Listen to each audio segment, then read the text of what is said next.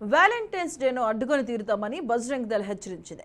విదేశీ విష సంస్కృతిని వీడనాడి భారతీయ విలువలు, సంస్కృతి, సాంప్రదాయాలు పాటిద్దామని సూచించింది.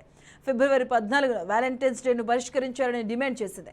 ప్రేమ పేరుతో అశ్లీలతను పెంపొందుతుందని, విదేశీ సంస్కృతిని బలవంతంగా రుద్దుతున్న కార్పొరేట్ శక్తుల కుట్రలకు బలికావద్దని యువతకు బజరంగ్ దళ్ సూచించింది.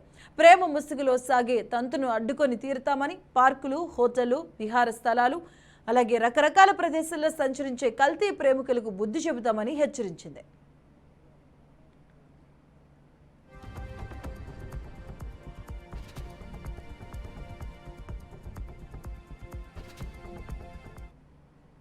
దేశం కోసం, ధర్మం కోసం పరితపించేలా ప్రతి ఒక్కరూ జాతీయ భావాలు అలవర్చుకోవాలని విశ్వ హిందూ పరిషత్ తెలంగాణ రాష్ట్ర కార్యదర్శి పండరీనాథ్ సూచించారు. వ్యాలంటైన్స్ డేను నిరసిస్తూ బషీర్బాగ్ ప్రెస్ క్లబ్లో బజరంగ దళ్ నేతలు వాల్ పోస్టర్ను విడుదల చేశారు.